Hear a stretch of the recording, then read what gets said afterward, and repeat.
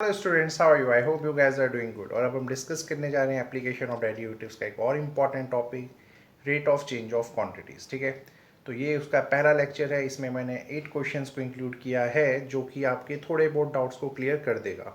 और बाकी जो आने वाले वीडियो में हम और क्वेश्चंस देखेंगे। तो फिलहाल कॉपी पेन लेके बैठ जाइए और हर चीज़ को बहुत ढंग से लिखिएगा। Best of luck. Welcome back. और जो हमारा अगला टॉपिक है वो है rate of change of quantities. अब जब हम यहाँ पे d y by d x की बात करते हैं तो वो क्या बोलता है, rate of change of y with respect to x.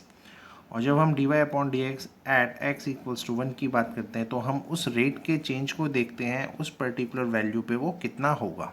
ठीक है, तो इसी के बेसिस पे सारे क्वेश्चंस हैं जो अब हम कवर करने जा रहे हैं। अब हम करने जा रहे हैं क्वेश्चन नंबर 1। और इसमें वो बोलता है balloon which always remains spherical has a variable diameter 3/2 2x + 3 determine the rate of change of volume with respect to x। ठीक है, तो यहाँ पे आपको एक स्पेयर दे रखा है जिसका डायमीटर यहाँ पे 3/2 2x + 3 अगर बोला गया है तो इसका जो रेडियस हो जाएगा बेटा वो हो जाएगा 3/4 2x + 3, है ना। अब यहाँ पे क्या होगा, जो आपका ये rate of change of volume देना है विद रिस्पेक्ट टू एक्स। अगर मैं वॉल्यूम की बात करूँ, स्पेयर के वॉल्यूम को अगर मैं v से रिप्रेजेंट करूँ तो this is 4/3 pi r cube. ठीक है, अब यहाँ पे जब विद रिस्पेक्ट टू एक्स हमें आंसर देना है और r की वैल्यू भी x की रिस्पेक्ट में ही है तो इट इज़ बेटर कि मैं r को यहाँ पे सब्सिट्यूट कर दूँ और ये हो जाएगा 4/3 पाई आर क्यूब की जगह जाएगा 3/4 2x + 3 का होल क्यूब। जब आप ये इसको क्यूब करेंगे 3 बनेगा 27, ये बनेगा 64 और ये हो जाएगा 4/3 इंटू पाई, दिस इज़ 27/64 और ये हो जाएगा 2x + 3 का होल क्यूब। ठीक है, अब आप इस कैलकुलेशन को फर्दर सॉल्व कर सकते हैं। आप इस चीज़ को फर्दर सॉल्व कर सकते हैं।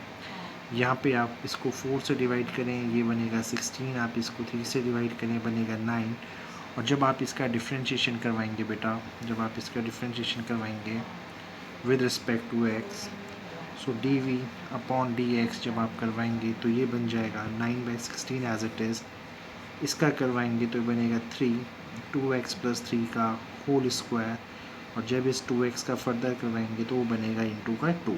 ठीक है, फर्दर जब आप इसे मल्टीप्लाई करवाएंगे 27 ये कट कर देगा, this is 8 and you will have your answer as 27/8 2x + 3 का whole square. So this is your answer. I hope question clear होगा।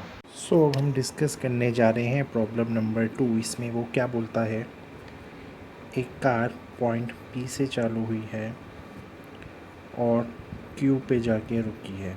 ठीक है, अब अगर आपकी कार P से स्टार्ट होके Q के पास रुकी है तो डेफिनेटली इस टाइम जो आपकी स्पीड होगी या आप जिसे आप वेलोसिटी बोलेंगे वो ज़ीरो होगी। और इनिशियली जब ये कार स्टार्ट हुई है, किसी डिस्टेंस को ट्रैवल किया तो यहाँ पे वेलोसिटी कुछ और होगी। एनीवेज, अब जो टोटल डिस्टेंस था वो x मीटर का डिस्टेंस आपकी कार ने कवर किया है और जो टाइम आपने लिया है उसको t सेकेंड्स बोला गया है और एक यहाँ रिलेशन दे रखा है। इस रिलेशन को अगर मैं देखूँ, x यहाँ पे रिप्रेजेंट कर रहा है एक डिस्टेंस को। x is equals to t² into 2 - t/3। और जब आप इसको डिफ्रेंशिएट करेंगे, विद रिस्पेक्ट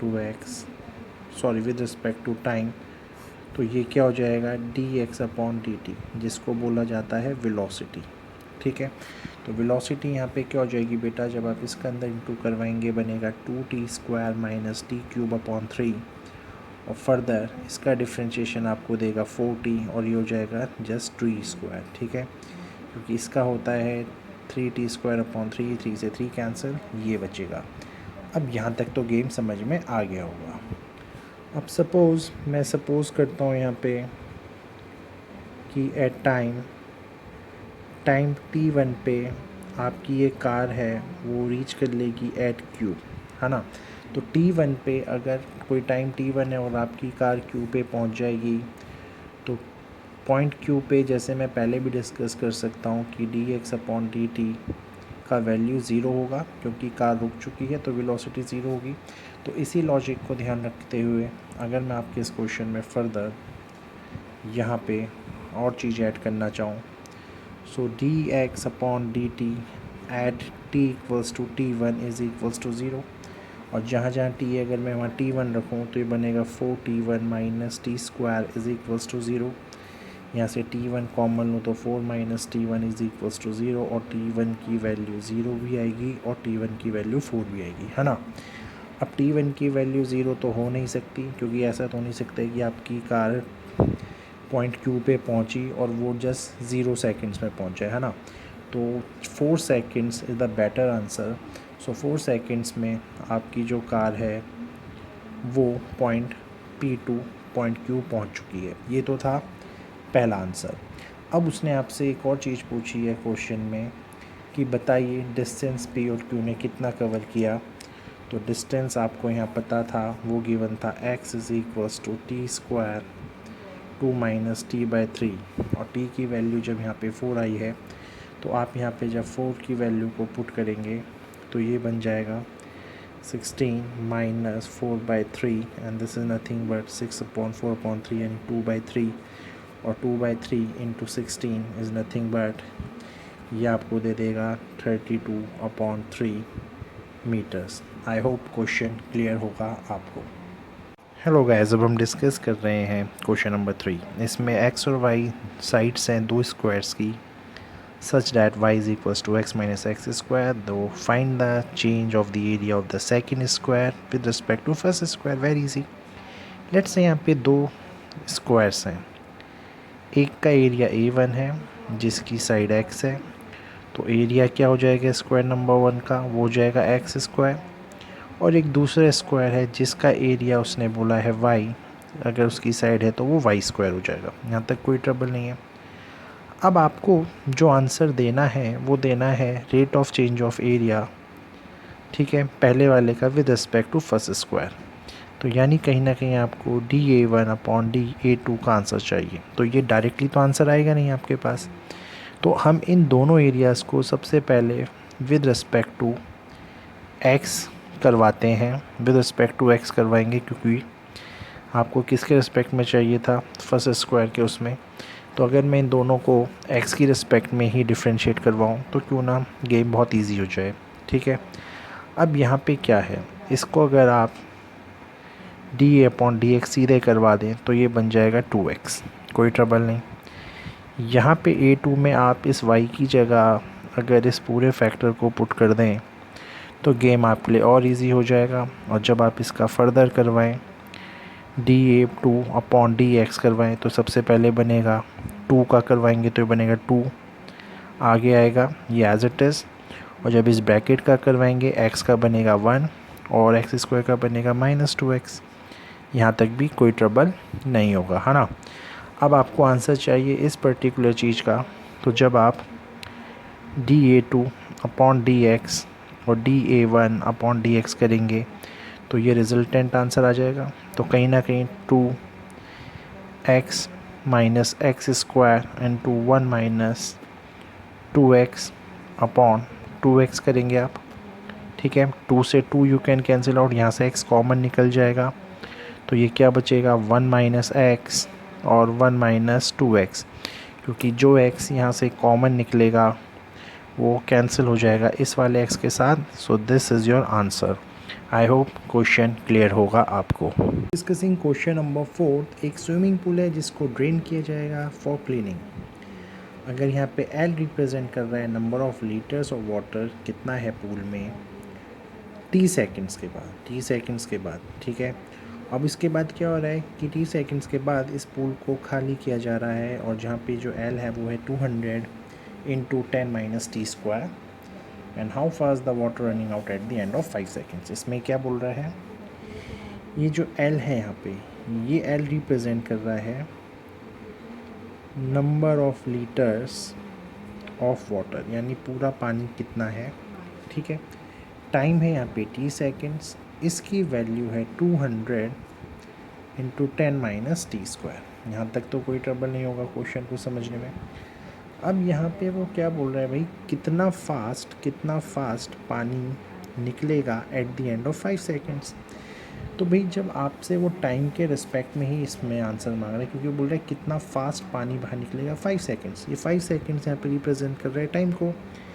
तो कहीं ना कहीं वो आपसे dl/dt का वैल्यू मांगने जा रहा है। और जब आप dl/dt करेंगे तो दिस इज़ 200, 110 का बन जाएगा 0, माइनस का t² बन जाएगा माइनस का 2t। ठीक है, तो ये है आपका जो पानी, नंबर ऑफ लीटर जो वाटर है जो कितना निकलेगा विद रिस्पेक्ट टू टाइम। अगर मैं इसको 5 सेकंड में देखूं, जब 5 सेकंड का टाइम होगा तो टोटल आप क्या बोलेंगे, 200 इंटू माइनस का 10 हो जाएगा ये 5 होते ही। तो कहीं ना कहीं ये आंसर आएगा माइनस का 2000।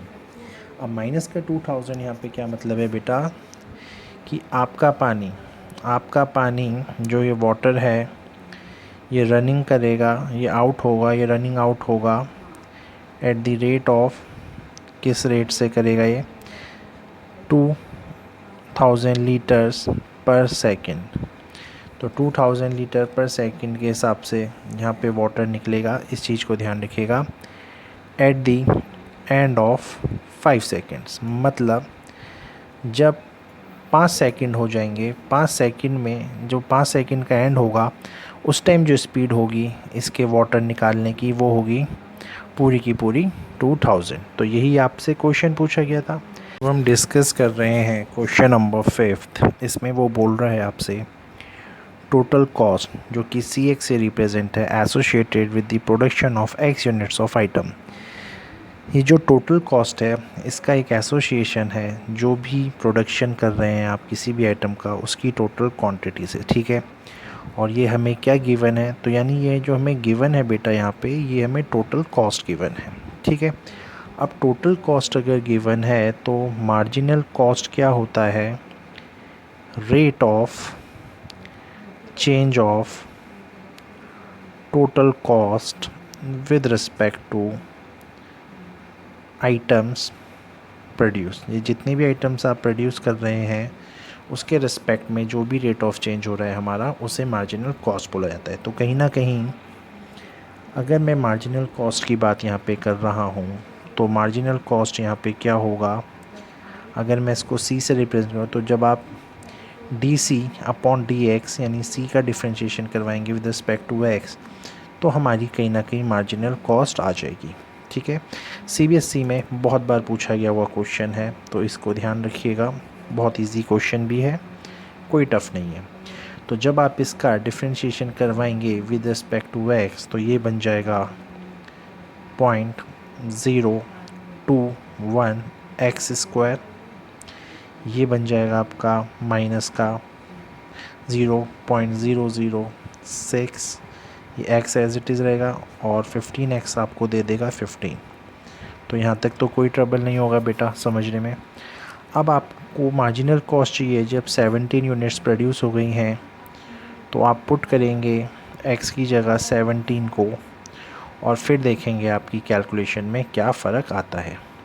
सो दिस इज़ 0.021 इंटू 17 का स्क्वायर माइनस 0.006 इंटू 17 और प्लस का 15। ठीक है, अब इस पूरे को जब आप सॉल्व करेंगे, आई नो ये थोड़ा टफ है, जो आपकी मार्जिनल कॉस्ट आएगी वो आ जाएगी 20.96। ये बुकिश लैंग्वेज है, और अगर आप अप्रॉक्सीमेटली 21 के आसपास भी पहुंच जाएंगे तो दिस आंसर विल डू। ठीक है, आई होप ये लेक्चर आपको समझ में आ गया होगा। इसमें मैंने सिर्फ 5 क्वेश्चंस कवर करे हैं, ऐसे हम कई क्वेश्चंस को फर्दर कवर करेंगे एक अलग लेक्चर में। Till then good bye. Question number 6 हमें क्या बोलता है, हमें मार्जिनल रेवेन्यू निकालना है बेटा। ठीक है, ये 2 क्वेश्चन एक CBSE में पूछा गया है और एक NCERT का है। ठीक है, तो देखते हैं इसमें क्या होता है। तो जो मार्जिनल रेवेन्यू होता है उसकी वैल्यू क्या होती है, वो होता है rate of change of total revenue, जो टोटल रेवेन्यू हमारे पास आया है उसका change with respect to the total number of items यहाँ पे आपने जो बेची हैं, ठीक है। तो ये होता है बेसिकली यहाँ पे आपका मार्जिनल रेवेन्यू। और जब हम बात कर रहे हैं कि हमें मार्जिनल रेवेन्यू चाहिए, तो मार्जिनल रेवेन्यू कहीं ना कहीं DR/DX एट x = 5 हो जाएगा, ठीक है।